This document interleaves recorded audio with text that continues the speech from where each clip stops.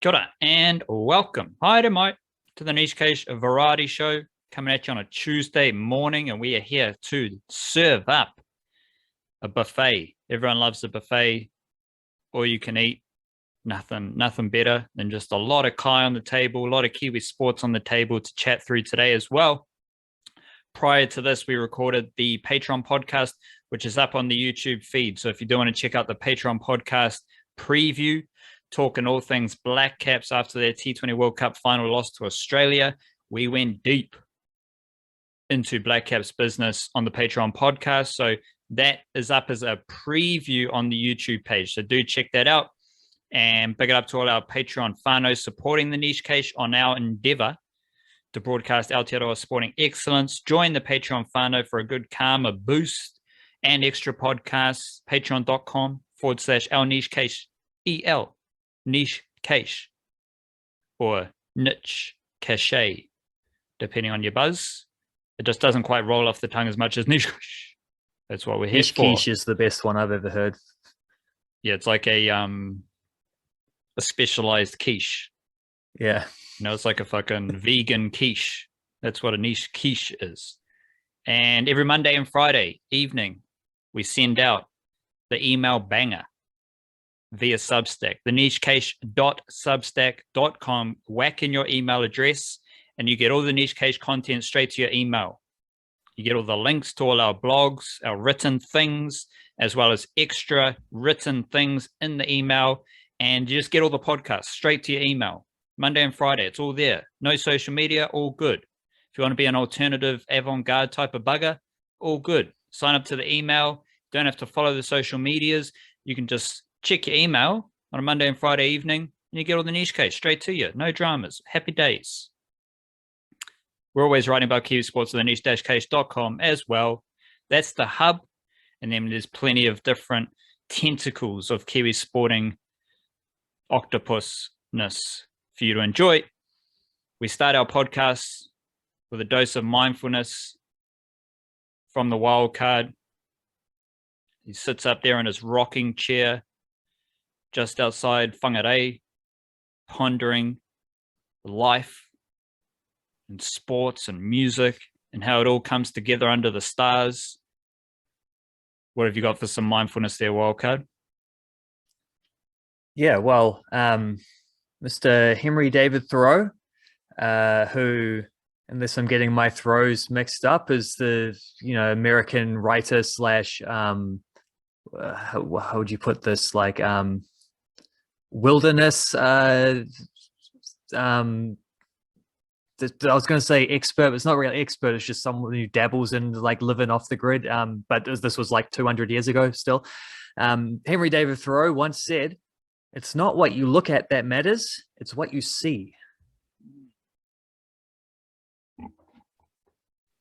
I don't want to just quickly move on, but I was listening to something yesterday. They were talking about the difference between a closed focus and an open focus. So when you're staring at your computer screen, as we are now, when you're staring at your phone, you've got a closed focus. Your focus is solely on the phone, the screen, whatever you're doing. But if a healing thing or something that's good for you to do regularly is to open your focus and to cast your gaze out into the wide world and just see the difference in the color of the leaves, or just see how different colors on the horizon match up, or just try and follow the horizon and really open your focus up. And I think that can tie into what you're saying there about the with your mindfulness, about what you see and where was it again? It's not what you look at that matters, it's what you see. Exactly. So what I'm looking at on a screen might be more important than looking at the horizon. In Auckland, you've got lovely water, you've got lovely mountains everywhere. Horizon looks quite nice. When I look at the horizon, I really like what I see.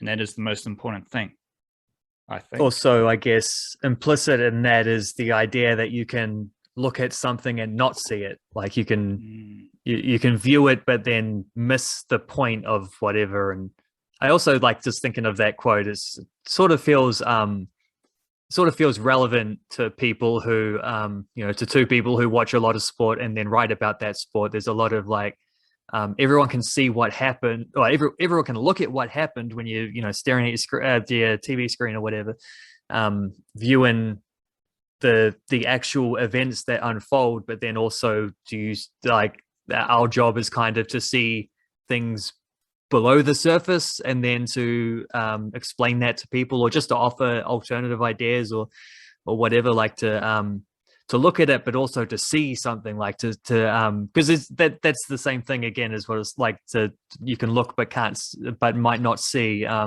See seems to imply a bit more understanding or acknowledgement or something, where looking doesn't necessarily have to follow with anything else, but seeing implies some kind of understanding. So like to then, for example, watch like 5 National League football games over the weekend, and then I'm not just like trying to write about what happened, I'm also trying to highlight this player played, like there's no there's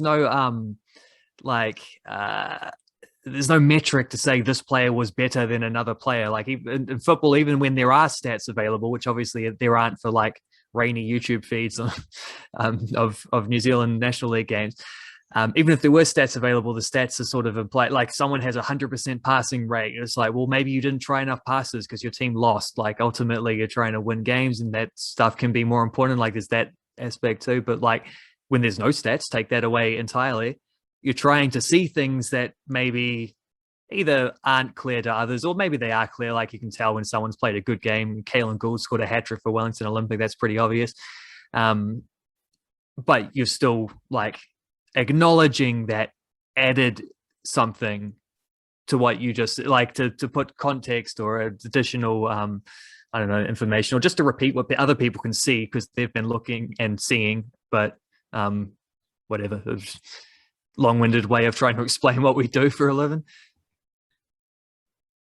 Maybe to wrap it up, I don't know, I might just end up going as elaborative as you just did, but I don't know about you, but for me to really get to understand what I see and to parlay that into niche case matters, I need to get away from that closed focused idea of watching the sport. And then through the process of opening my focus and looking at nature and looking at the horizon and fixing all that stuff that goes wrong when you're staring at a screen, that's when you start to understand what you saw in the sports. And that's like the part of the process. Yeah. Well, like there's sports that football is probably the main one, which I will write about, where I'm relatively confident in what I can and what I will see from looking at a game of football, relatively confident in what I'll see. Therefore, like, I don't want to read anyone else's match reports or whatever before I come around to writing mine. Like it might be that I come up with the exact same thing, but I also don't want to be influenced by what other people have seen in case it's different, because it's kind of, I think if it's different, that kind of adds to the conversation in a better way, whether like it's not necessarily even about a right and a wrong. It's just, I find it a little bit similar to your idea of like trying to get perspective and stepping away a little bit. That's part of, I think, my process as well, as I don't want to read what other people have said about, like, I don't know, the All Whites game that's on tomorrow when that happens. Kind of want to like formulate my own ideas, and if it happens to correlate with the wider consensus, then sweet as. Obviously we're all onto something if that's the case. If it doesn't, then also sweet as, because I sort of, I back what I can see in what I write about rather than just looking. Well, you better stop talking shit and actually relay some insights on what you've seen from Let's sport. do that, eh? Let's get the show started. A lot of jibber. Well, we start with a chili bin of hot takes, long lost hot takes from the Radio Sport phone line. We've gone through our process of understanding what we saw, what we looked at for the Blackcaps T20 World Cup. Now we're going to tell you what we saw, wildcard, get it started. Well, I'm also going to talk about sort of what I felt from that, which is that, like, all things considered, the Blackcaps have lost a few finals in recent years, and I think this is probably the one that I'm the least bummed about. I was thinking about how that's a little bit of a an odd sensation, because I'm normally been like banging on the drums of it's not enough just to make these things. We got to win these things as well. Like we got to be competitive and lifting trophies and stuff. But I've narrowed it down to like 5 reasons why I think this is the case, that I can sort of cope with the world a World Cup T20 final defeat a little better than others. One is that, like, quite obviously, we were beaten by a better team. Australia, which is very good. It's not much fun watching David Warner and Mitchell Marsh take it away from here, but like, credit where it's due. They couple outstanding innings, and there you go. I thought the 172 that the Blackcaps put out was actually a more than defendable total. It's just didn't quite get the early wickets that we needed. Second point is that the Blackcaps are World Test champions, so it's not like it's not as if the trophy cabinet is empty. It's not as if they haven't been they haven't won something major. It's that same vibe was definitely there with the ODI World Cup final, but having won a Test championship since, I think eases some of that pressure. I don't think anyone can be out there saying the Blackcaps are chokers or don't deliver in the big games or things like that. Number 3. Thought it was a closer game than a lot of people are giving it credit for. I think, like I say, 172 was a competitive score, and just a few early wickets would have made the difference. Or even just a few more wickets in the middle. Just let's not let Warner and Marsh get away. But also, like, those were 2 extremely, like, just outstanding levels of hitting from those guys, and they had 2 guys who did that. We had 1, Kane Williamson, with an absolutely legendary innings in his effort, but ultimately 2 was better than 1. But yeah, a close game. I don't think there was a lot between the teams, even if Australia were clearly the better on the day. Number 4, terrible matchup. Just thought, it's bad vibes from the very beginning, because Australia is just a team that doesn't match up well with New Zealand. And then you chuck in the Conway stuff, you chuck in losing the toss, and it's just like, bad vibes. The Blackcaps' style that's been very successful in these tournaments is like quick assessments of conditions, deciding what is a good total that we can either score or restrict the other team to. Like, not what is the best total, not out there trying to score 200 plus and take the game away in the first innings, being like, we want to shrink the game, we want to put the pressure back on the opponents just by taking care of what we can take care of. Worked beautifully against India. Worked well enough against England, didn't work at all against Australia. They don't buckle under pressure, and that was a problem even before the game started. And then number 5, this Blackcaps team is legit. Like, there's a final in each of, like, the last of each of the major format tournaments. Won one of them, won one, tied one, lost one. We're long past the point where feeling like the Blackcaps losing a final is a wasted opportunity that's never going to come again. Like, so long as they've got this core group of dudes, always, there or thereabouts, the Blackcaps are going to be competitive in every tournament that they play. And we can, like, trust that to be the case. And, that's reason number 5 why I think, as disappointing as it is to lose a World Cup 2020 final, not as devastated anywhere near as much as I was for some of the other ones. I don't think I'll ever get over the 2019 ODI World Cup, how that ended. But this one, I can deal with how it turned out. I'm going to go with the hot take that maybe consistency is better than winning, because we've had the Blackcaps and Lydia Ko both display the difference between consistency and winning. So the Blackcaps made 3 different finals and 3 different formats. They only won one of those finals, though. However, when you compare them to Australia, India, and England, they were far better in making all 3 finals. They were the only team who did so out of those nations, and that's pretty impressive. If you look at Lydia Ko, her second half for 2021, she's only had 1 win, and that's what you would have heard on the New Zealand news. However, in her last 9 tournaments, she has had 6 top 5 finishes.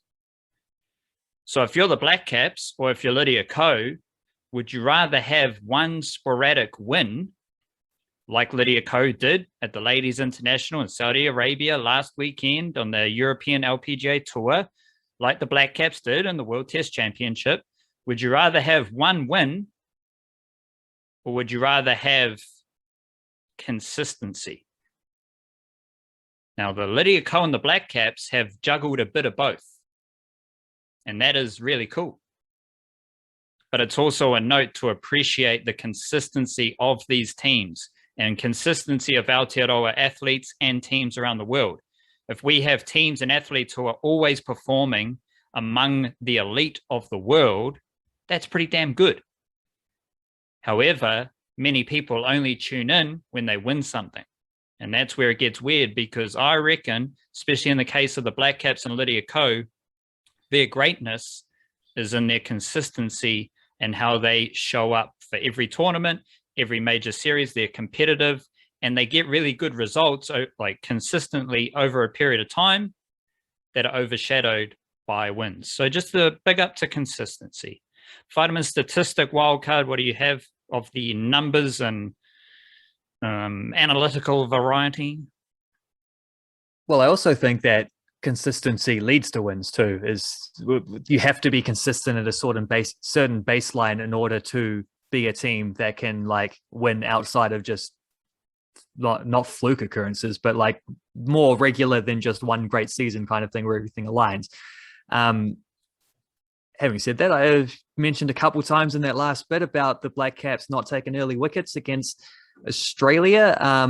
So I thought I'd look up the numbers on how they actually did bowl in power plays throughout this tournament, thinking that it would back me up nicely. It actually didn't at all. The best they did in a power play was against Afghanistan, where they had Afghanistan 23 for 3 after the sixth over. This is what I'm dealing with here, the first 6 overs power play. Obviously, that one led to a nice little victory there in a very important game. Afghanistan batting first as well. 23 for 3 is not the way you want to start. Like, that's perfect. Blackcaps coming out there, early wickets, setting the table for an important victory. But other than that, like the next fewest amount of runs they restricted the team to after 6 overs was actually Pakistan, who were 30 for 1. Batting second, albeit after the Blackcaps only put up 134 or something like that. But Pakistan obviously went on to win that game, and they won that game with some big hitting down the bottom of the order as well. So maybe this doesn't quite stack up, but the first innings against India, 35 for 2, that led on to a victory.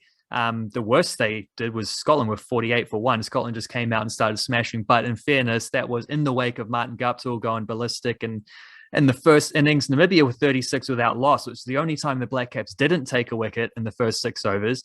But that ended up with a nice victory. That was after, I think, Neesham and Phillips had gone ballistic at the end of in the death overs of the first innings there. England in the semi-final, batting first with 40 for 1, which is sort of around kind of par. Not the Blackcaps doing anything crazy, but also not the Blackcaps getting away.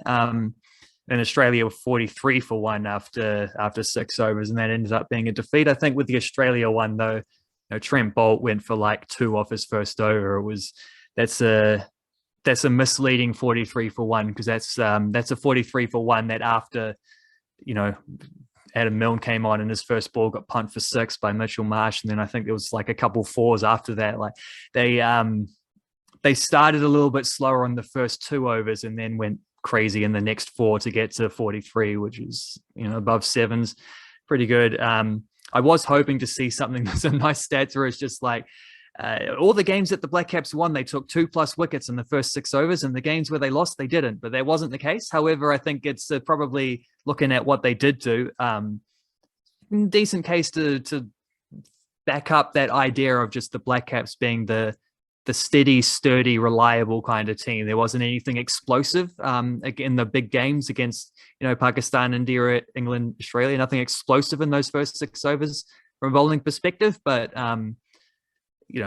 also nothing explosive against them in the same realms. It's just, maybe against Australia they did need to change the topic and kind of like just blast them out of the water from the start if they were going to get away with that, but didn't happen. What do you got in return? Kane Williamson, 2019 World Cup, average 86. Kane Williamson, 2021 World Test Championship, average 61. Kane Williamson, T20 World Cup 2021, average 43. I believe Kane Williamson is the only batsman to be really good in all 3 of those events, and Aotearoa's Blackcaps are the only team to be really good in all 3 events. So shout out to Kane Williamson. fantastic in every format and on the biggest stage. There's not Kane Williamson taking the piss against Bangladesh and New Zealand, or going to Sri Lanka and scoring runs. No, that's Kane Williamson in the major tournaments, leading Aotearoa as captain and also leading Aotearoa as a dominant force with the bat. Welcome, Kane Williamson, to my status as being my Buddha. Deep in the Mangroves wildcard, what do you have? Deep in the Mangroves is where I'm going to take this away from Blackcaps cricket for a sec, because thinking about like the South Central Series, the National League, whatever you want to call it, domestic football in New Zealand, and specifically, I think this is more true in the men's tournament, and that's what I'm going to talk about here. It's not like the South Central Series isn't a friendly competition, but it's definitely like an unofficial one. The trophy isn't on the line, which means that priorities change a little bit. And I think there's been because there's less of a risk involved with the results, you're seeing a few trends of just like some of the younger guys getting more opportunities. Particularly, I think the Wellington Phoenix team, Chris Greenacre's gone especially young with some of his selections. But one trend within that trend is young goalkeepers. Goalkeepers normally, and specifically from the four Wellington teams as well, goalkeepers normally develop slower because minutes are just harder to come by. It's harder to get that game experience because, there's only one goalkeeper in each team. You're not going to sub on a goalkeeper for the last 15 minutes of a game just for experience, those kind of things. And you don't really get to play through your mistakes either, because when you're the last line of defense, if you make a mistake, it costs your team a goal, and that kind of ruins everything. So, young goalkeepers don't get a massive amount of game time in general, except apparently if you're a Wellington club in the South Central Series right now, because Miramar Rangers have got Zach Jones starting, former Weenix keeper, was on the bench for the Knicks, didn't over the last stretch of the lockdown season, when they first went over. He's 20 years old. He's playing outstandingly well for Miramar Rangers. I think he's actually improved so much since his Weenix days. Solidified himself a bit. He's a bit bigger now at a couple of years older, and he's just sorted out all the fundamentals. He looks like an excellent goalie these days. He's 20 years old, as I say. Wellington Olympic, they've normally got Scott Basale, who's sort of 26, 27 range, one of the most reliable goalkeepers in the country. However, he's not available. I don't know if it's injury or just doesn't want to play at the moment. Maybe he's got a job or something to deal with. I don't know. That's always a thing you got to consider with this tournament. But in his absence, Toby Hunter's coming. Toby Hunter, I don't know exactly how old he is, but I'm guessing 18, sort of 19 range based on when he was eligible for under 19s tournaments and stuff like that. He's getting to go. He started both games for Wellington Olympic, and hasn't looked out of sorts at all. He's been pretty sturdy there. The Wellington Phoenix team, they've had two 16-year-olds. First game they had Henry Grant start. Second game they had LB Kelly Heald start. 16-year-olds like this. Taking the trend even further with the young dudes, as you would probably expect from the Weenix.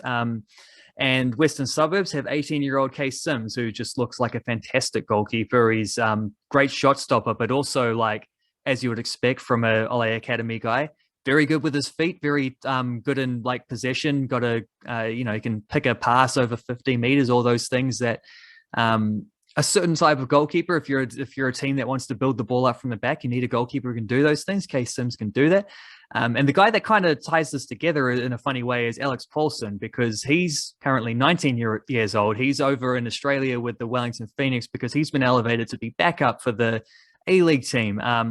He's the guy who replaced Zach Jones at the Weenix. He's the next guy in line after Jones graduated. Alex Paulson comes in. I think he was the MVP last season, but the MVP in those leagues is pretty dumb. But having said that, he had a brilliant season, just save after save after save. And he was backed up that season by Case Sims, who was with the Wellington Phoenix sort of on loan from a few of the Ole guys went and played with the Phoenix last year. So Paulson replaces Jones, is backed up by Sims. Now that he's gone over to Australia, that's opened up a goalkeeping spot in the National League side, which LB Kelly, LB, Kelly Hield, and Henry Grant are currently next up in line. They're duking it out for that one. Don't know if Toby Hunt fits into this to this mix. I can't find a link between him and Alex Paulson, but there's always room in the goalkeepers union, so I'm sure there's something.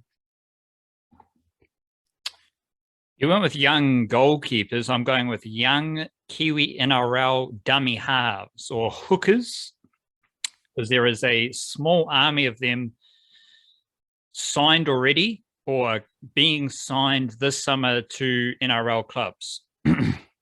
So obviously the Warriors, they have Taniela Otukolo. And then we have this situation with Kalepo, who was named in the Warriors NRL squad, and he was also announced as signing with the Newcastle Knights. Now, in this discussion, I would much prefer Kalepo to be a hooker with the Newcastle Knights. We also had news that Stanley Iongi had signed with the Brisbane Tigers, and Brisbane Tigers are affiliated with Melbourne Storm. So basically that's like an entry-level contract to the Melbourne Storm for Stanley Iongi. Benaiah Ioelu, he has already been in the Roosters system. So he played under 16s, I think, for the Roosters earlier this year. We have Najavo Doyle, who has been signed by the Dragons. I'll hold that thought. And then we've also got Jarney Proctor-Harwood, who is with the Tigers. So that gives us 6 young dummy halves affiliated with NRL clubs. Kalepo and Najavo Doyle, they both played first 15 rugby for King's College. Maybe a bit of crossover. Doyle's a bit younger, but I think they did play in the same team there for a while. And all 6 of them are from Auckland. Jarney Proctor-Harwood with the Tigers, he's from Manurewa, I believe. Najavo Doyle, King's College first 15, but he's got a rugby league background. Benaiah Ioelu has been around a few clubs in Auckland, but I think he goes to Tangaroa College. And then you've got Iongi, Otukolo, and Kalepo as well. Kalepo's an Ellerslie junior. Otukolo's Otahuhu junior. And I can't remember Iongi off the top of my head, but that is 6 young dummy halves entering NRL clubs. Otukolo's already played for the Warriors in the NRL. And Proctor-Harwood, he played a couple of games for the Warriors SG ball team last year. Ioelu and Iongi, they have either played against or for the future Warriors. So, and Kalepo was with the Warriors before. So there's a lot of Warriors links there, but you're not going to sign 3 other young dummy halves if you've already got a young dummy half and Otukolo who's already played NRL. So this is, again, it shows the depth of the Kiwi-NRL talent entering the NRL. And once again, those 6 players, Jarney Proctor-Harwood with the Tigers, Najavo Doyle with the Dragons, Benaiah Ioelu with the Roosters, Stanley Iongi, Brisbane Tigers, Melbourne Storm, Taniela Otukolo with the Warriors, and Kalepo with the Warriors, and the Newcastle Knights. Kalepo is fucking amazing at doing that. Question time here, Wildcard. I'll get this party started because it's a glorious question for me. I watched a bit of National League football, I think last season, completely different tournament, but one dude stood out. Just one dude in the midfield, glorious Yaya Toure type of player. He's just elegant on the ball, physical, and a fantastic name. Wan Gatkek. Now, obviously, the Gatkek aspect of the name is pretty cool, but I also like the start because you can get into a bit of Wagwan Gatkek. You can do a bit of that. Wan Gatkek, Wagwan Gatkek. Obi-Wan Gatkek. Obi-Wan Gatkek. Or just simply Gatkek. Gatkek on the ball. Gatkek. But my question, Wildcard, because he scored a screamer. I'm not a big football nuffy, but his goal on the weekend, check it out on our Twitter feed. Whoa, just a thing of beauty from Gatkek. And my question to you, Wildcard, as a big fan of Wan Gatkek, my favorite basketball player from New Zealand, Hiram Harris. I've got we're Who is my Phoenix player? Clayton Lewis. Clayton Lewis. Undercover football player is Gatkek. And I want to know from you, do you see anything in Gatkek that might see him elevate out of the National League? Yeah, I mean, I think he's one of the better players, certainly in his position in the competition. He's 21 years old. He played last year for Team Wellington, and he played mostly as a like a sort of holding midfielder in that kind of Yaya Toure type role, but just without the bombing forward runs and kind of thing. He's just a good, solid, disciplined player playing alongside. They mixed it up a little bit. Like Mario Barcia was there last year, and then Ollie White came back midway through the season, I think. So they had a little bit of a rotation going on there. Gatkek just looked like a really good, solid player. He's like got good, like he's got long legs. He's good in the challenge. Big strides helps you cover that ground as well. And just a really good, tidy, like technical player who won't take silly risks and whatever. That was him last season. What we've seen this season, where he's playing for Western Suburbs, so the Ole Academy team. I'm not sure if he was an Ole guy all the way through, or if he sort of moved there more recently. But yeah, he's mixed it up a little. He's like played some in that same position, but he's also played a little bit further forward as well. And I think what you see with him playing for Western Suburbs is just the skill set, like the ability to go past a player, drop it a couple of step overs, drop a shoulder, just like gliding through outside of the boot, taking it past. Like that's what his goal was all about. Need I mention as well that it was like an 89th minute winner against Kashmir Technical away from home, and in Christchurch, where not too many, I think it was in Christchurch, where not too many teams are going to go and take points of Kashi Tech there. I wouldn't imagine. We'll see how that goes. Obviously, they don't get to play the Wellington teams all that often. Plus, it was I say they don't get to play that often outside of National League stuff. They don't, obviously, because they're in different conferences. But those two teams did actually play a Chatham Cup semi-final about a month before the season started. I'm pretty sure Gatkek played that game. And they actually lost to an 88th minute winner, Western Kashmir Tech. Yuya Taguchi got the goal there. So goes from knocked out of the Chatham Cup with a late winner to being to winning late themselves in the National League against the same opposition, same ground. Wee while later, that's nice story behind the winning goal. But I think also just from having watched 180 minutes of him, I think what really stands out is he's a dude who he has those skills. He has that ability to beat a player and do crazy things and little dribble into the box and just like the thrilling stuff, but he doesn't use it a lot. Like he has those skills, but he only uses them when necessary. He's not a showy player at all, which I think that kind of discipline, I reckon that kind of like discipline of your abilities, I reckon that matches up very nicely with moving up into like professional football. He's what did I say? He's 21. South Sudanese heritage, according to Transfer Market. Like definitely at the age where that is starting to become a thing. Like you're probably looking to see if there are overseas gigs now at around that age. So yeah, man, if someone is like a scout for a Premier League team, or probably that's a step too far, but let's get him on like the bandwagon with all the Kiwis over in Denmark at the moment. If someone can sort something else, obviously Ole Academy have a few connections to some of those Scandi teams. We just, if someone's listening to our podcast right now, sort that one out, get that one done. Or just Wellington Phoenix, like I wouldn't mind a bit of Gatkek or for just the Wellington Phoenix. Oh, my Clayton Lewis might have a bit of competition there, but they could probably use another midfielder. Yeah, if I had to get one shirt, I'd probably go Gatkek. No offense, Clayton Lewis. Your question. Well, my question back at you is, so I see that the Warriors have made a big signing, flashing some big bucks on Marata Niukore. What I want to know, because there's been a fair bit of talk about that in reaction to that, what I want to know from your own esteemed perspective is that the Warriors like having to overpay to get a good player, or is that just like quality business in the market that is?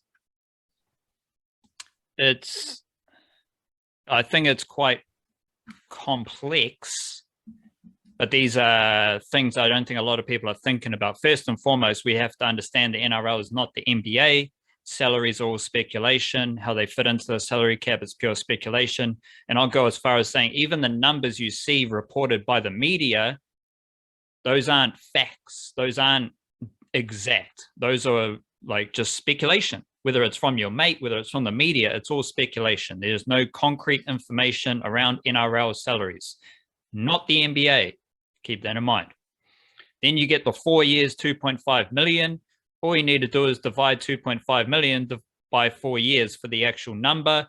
Media love to make it 4 years, 2.5 million. That's a massive deal. Divide it, it gets out to 625K per year. This is where things get really interesting, Wildcard, because right now in 2021, 625K is like just a bit below Adam Fanua-Blake and his reported speculated salary. So you're thinking, is Niukore worth anything close to Fanua-Blake right now? Probably not. However, this is where we need to be really nuanced and, for lack of a better term, smart in how we view NRL salary cap speculation, because COVID impacted the salary cap. With less money floating around, they came to a new agreement with the collective bargaining agreement thing. So 2021, the NRL salary cap, I think it was meant to be like 9.6 million. And then it went down to 9.02 million. Next year, the NRL salary cap goes from 9.02 million to 9.11 million. And Niukore is signed for 2023. So we can expect the salary cap to increase once again. And you might get into a situation, because salary cap is all dependent on the health, the financial health of the league. I can see a situation where the NRL salary cap goes up over 10 million for 2023. And if that's the case, then all the salaries are assessed in relation to that salary cap. So if you view Niukore's 625K in this current salary cap, it's a bit of an overpay. It's a bit more than you would otherwise pay. However, there's a massive jump in the salary cap next year, and Niukore comes in 2023. So if I'm thinking, okay, the NRL salary cap goes over 10 million for 2023, then we're fitting Niukore's 625K into a greater salary cap. So then it becomes a lot more, then it just becomes like an average salary. Then someone like Tohu Harris, who was on like, Tohu Harris and Fanua-Blake are reported as being the most expensive Warriors players, around 700 to 800K per year. If the salary cap goes up and you've already got those dudes under contract, their salary cap hit, the impact on the salary cap decreases. So right now you see the headline, Niukore signs for $2.5 million, but there is no information as to how that impacts the salary cap when that deal actually starts. Everyone looks at it in relation to the salary cap this year, which was dropped down from its initial value. Not to mention there's a big increase for next season, and then everyone would expect there to be another increase for the following season because, I don't know, in this world of great wealth, everything just increases year on year on year. Like, that's just how it is. So we just have to expect there's this another salary cap increase. If the salary cap increase and his contract value stays the same, then it's a less of a salary cap hit or impact on the salary cap. Same thing, maybe an easier way to view it is if I sign a $1 million player now, and then I sign a $1 million player in 2023, those are two very different deals. because you're basically going from 1/9 of your salary cap to 1/10 of your salary cap. And this is all important information, but when we're working at the level of contracts being reported as 4 years, $2.5 million. Not a whole lot of nuance there. Not a whole lot of smart discussion around that contract. You can get a bit smarter and just do a basic division, and then you can get a bit smarter, a bit more nuanced, and see how does this actually fit into the salary cap, which I think is really important. And I think we can just assume that every year the NRL salary cap increases a little bit. And so just always keep that in mind when you hear about a signing for the next season or the season beyond as well. And that's why you'll see the Warriors can sign Marata Niukore and Luke Metcalf from the Sharks. If they can sign 2 good players for the future, that's because they're looking at the future salary cap, which is going to be greater. But again, it's a very basic discussion around NRL salaries at the moment. So you kind of have to get deep into the weeds, into the mangroves there, but all this information is on the public. So hopefully we can elevate the discussion around this stuff, even though it's a pointless discussion because it's not the NBA, but we can do our best. Shout out to Marata Niukore, out at college, Mangere East Junior, fantastic player with the Eels, centre, edge forward, middle forward.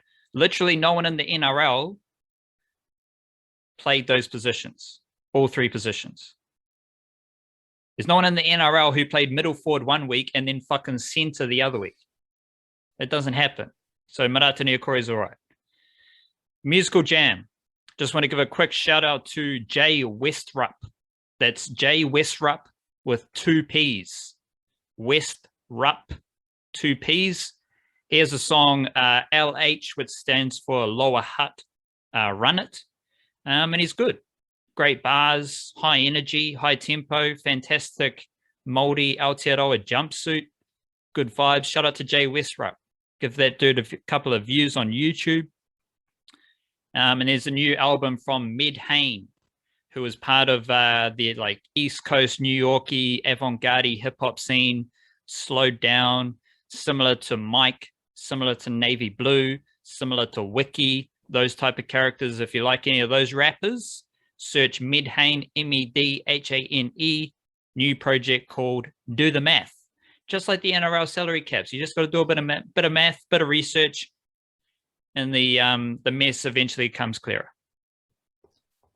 Yeah, I've got a new album from Idols, who this album is called Crawler. Idols are just as good as any rock band doing it right now. I think they're outstanding. Got that kind of somewhere between punk and post-punk. I don't know what is post-punk and what's just modern punk. I don't know what the difference is. These genre things get a bit frisky, but it's a great album. I love it. Bangers, so a little bit slower than some of their other sort of shoutier bangers, but this is I reckon this is a quality listen. Emma Ruth Rundle's got a new one, which is she's normally quite cathartic, sort of gothic tinged guitar music there. This one is acoustic, and it reminds me of I remember reading an interview with her a few years ago when she said that because she did an album in 2018, I think, called On Dark Horses, which is one of my favorite things. I remember this interview where she said that she was really inspired by a dude called Chris Whitley, who I didn't know much about at that point. Went on to listen to him. He's sort of like a folksy, bluesy, rocky guy from the mostly from the 90s, a little bit early 2000s. Then he died of cancer. Sadly, he was an outstanding guitarist and a great songwriter, singer. I absolutely adore that dude now. But her point was about how he would do something very different from album to album to album. And so it reminded me not only of that she's gone quite acoustic on this one, mostly just acoustic guitars, a bit of piano, but also that a couple of songs actually sound like there's quite a decent Chris Whitley influence there as well, which isn't there in her normal music. Courtney Barnett's got a new album as well, which is fantastic because it's Courtney Barnett and she's always fantastic. And then also because I've got my Deadhead singlet on, I'll check out that funny story, which is that with the latest of many like copious Grateful Dead archival releases was Dave's Picks Volume 40. It's a couple sort of shows from I think 1990 at one stage. Real good shows too. I listened to it. Goes well. Great version of Althea on the first one, but it actually cracked the Billboard charts, which is fun. It was the third album in Grateful Dead history to have done that, and the first one since the 80s. Apparently, the first 39 editions of Dave's Picks didn't do the trick, but number 40 is the one that got over the line. So there you go. There we go. What did we learn today? The difference between looking and seeing is the one. That was a real well kids moment. Well, kids, what did we learn today? Looking and seeing. Looking and seeing. And what's the number of the day? The number? 21, I think. Over your shoulder, they'll do. 21. Well, so that's the I think it was 2018. I think Ireland beat the All Blacks, and that's TJ Perenara and Bundyaki Hongi. And then this one is the this weekend's one. So shout out to the Hongi. Underrated. Oh, definitely. Do you recognize what I've got as my background there? Thinking like a Plunkett shield. Nice. Nicely done. Close up of the Plunkett shield. I never actually looked as close to see this dude here standing by a tree. Old fashioned looks like a 12-year-old English boy from 1850 or something. Little ferns on the thing there. He's standing by a bat with leaning up against the wickets, which the bales are taking a bit of weight there. But I never look that closely at the Plunkett shield. I just always assumed it was like a Ramfurly shield type thing where it's just, a shapely bit of wood with some little, metal, whatever you call those things, little badges on it to signify the different teams that have won it. I didn't realize the Plunkett shield actually has like some intense little, really well done little design stuff going on there. It's quite cool. It also looks like there's some engraved patterning of a moldy variety just next to behind the tree there. It is, isn't it? Which is great because that boy was probably a colonizer. So if we can try and even that out a bit, it would be great. More burns at the base of it too. That's cool. Yes. Moldy order. Raise your mana. Give someone a hongi. Get that connection with them. Stay beautiful. Kia kaha. We'll be back later in the week with another episode of the Niche Cast, but always tune into the niche-case.com because there's plenty of good Kiwi sports yarns. A lot of them actually stem from the variety show. So you can we kind of spread our ideas out here. Like I'm pretty keen to write about those Kiwi-NRL junior hookers moving forward. What are you going to write about? Gatkek? Well, I already read about him in the I think I wrote about him in the Substack as well as the National League write-up, but I think Wellington Phoenix is starting this weekend, so I will have something on the next. And also the All Whites are playing on Wednesday mornings for that too. Boom. Big weekend. Big week for Kiwi football. Shout out to Aotearoa Sport. Shout out to yourself. Big it up, big it up, big it up. Kia kaha, stay beautiful. Cheers.